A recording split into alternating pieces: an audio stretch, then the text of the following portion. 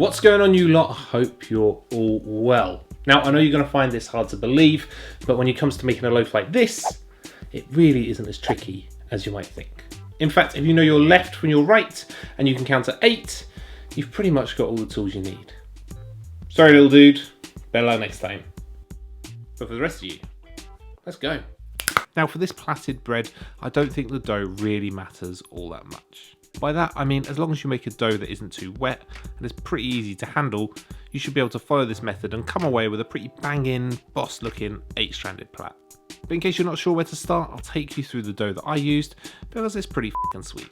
So to begin, we're starting with a little pre-ferment. This is just a mix to give our yeast a little boost, get those flavours developing and give the whole dough a bit of a head start.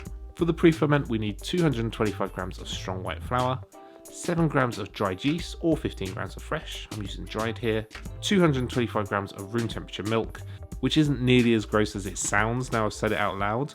Room temperature milk, doesn't sound right.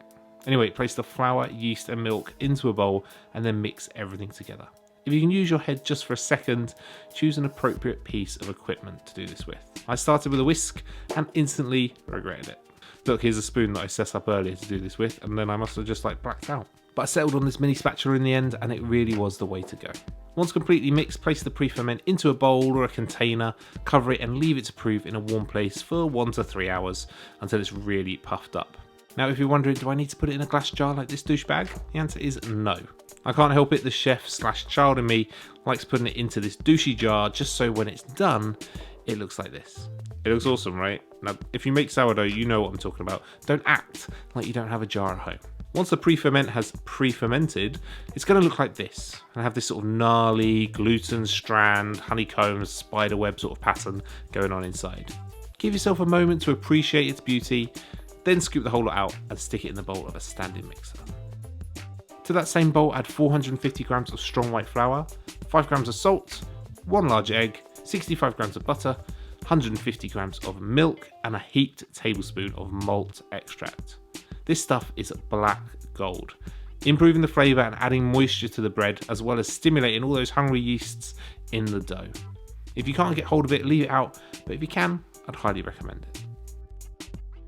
Once you've got everything in the bowl, knead the dough on a medium speed for about 10 to 15 minutes until the dough has come completely together and is smooth and springy to the touch. Of course, if you wanted to, you can make this whole thing by hand, but sometimes the machine is just more convenient. Whenever I do use the mixer though, I do like to get my hands on the dough just at the end to make sure it feels right, not too soft, not too dry, and it also allows me to shape it up into this smooth little ball ready for proving, which the machine isn't going to do for you. Transfer your beautifully shaped dough to a bowl and cover it. Leave it to prove until it has doubled in size. You can see this one has puffed up nicely, so well in fact it's lifted the plate clean off the bowl. Uncover the dough and knock it back to its original size and shape it into a nice smooth ball again. Return to the bowl, cover it and then place it into the fridge to ferment overnight, anywhere between 8 to 12 hours, really it's up to you. The next morning you should be greeted by this beast. Proving the dough in the fridge slows down the whole process, allowing the fermentation to happen for longer without the risk of over-proving the dough. You'll notice this thing has a strong, buttery, yeasty smell, like if brioche were an alcoholic beverage, if you can imagine what that might be. This all translates into more flavour in our bread and more bang for our buck for doing very little extra work. Right, enough bread sniffing, you weirdos, time to make this plait.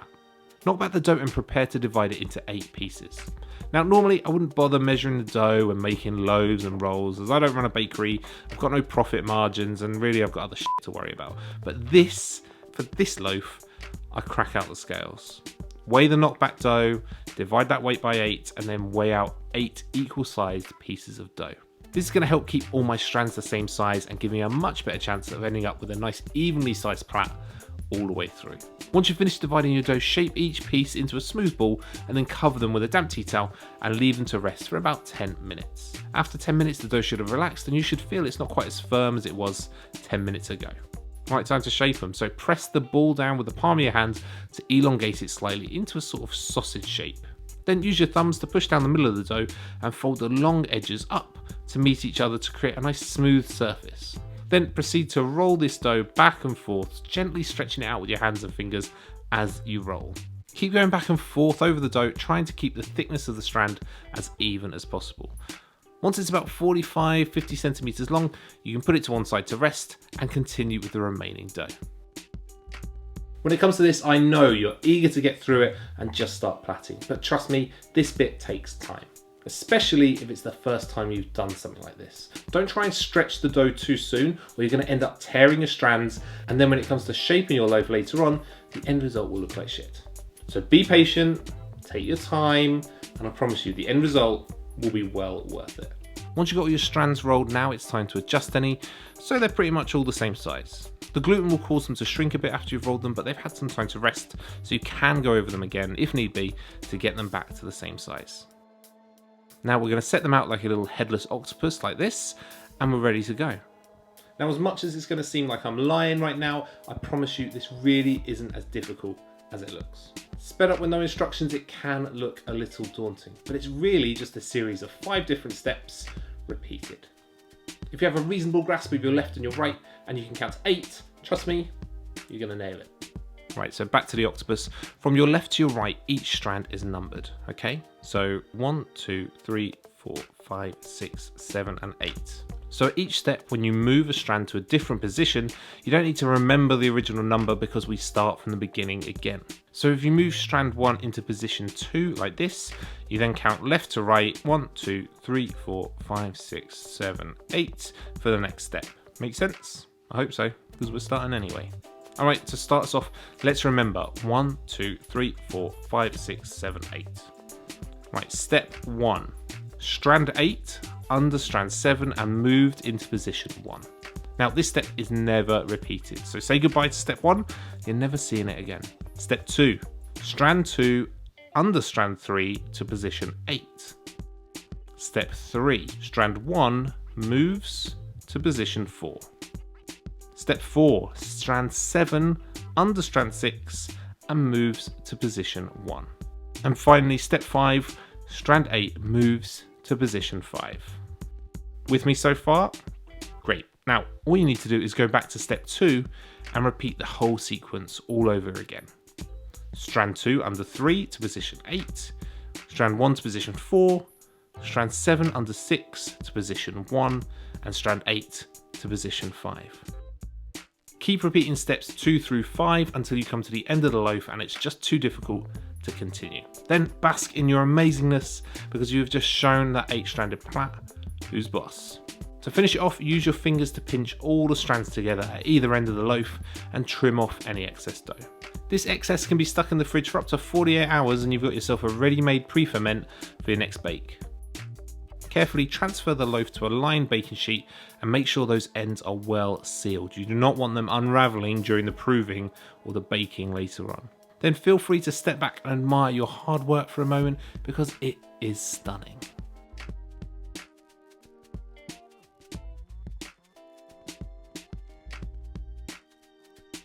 Right, enough self-indulgence. Cover the bread with a cloth and leave it to prove for about an hour or until it has doubled in size. Then beat a whole egg and brush this loaf carefully all over, making sure to get into all those nooks and crannies to get a lovely smooth glaze.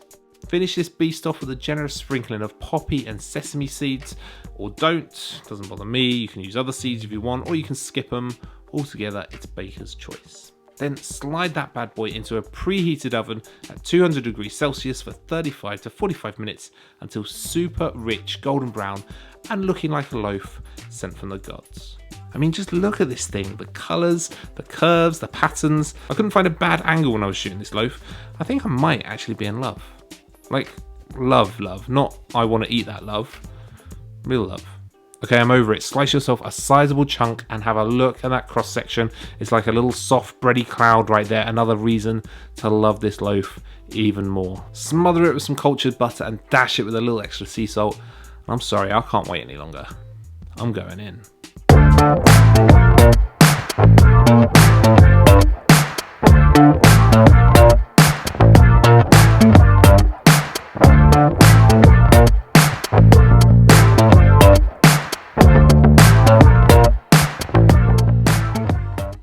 So not as hard as you thought, right? Just follow 5 simple steps and you've got the 8 pack of your dreams. I'll leave the full instructions in the description down below, just so you can follow along without having to skip back and forth through the video. But feel free to come back for reference anytime. If you do make this one, tag me on Instagram because I really want to see it. Like and subscribe and all that bollocks. Thank you so much for watching.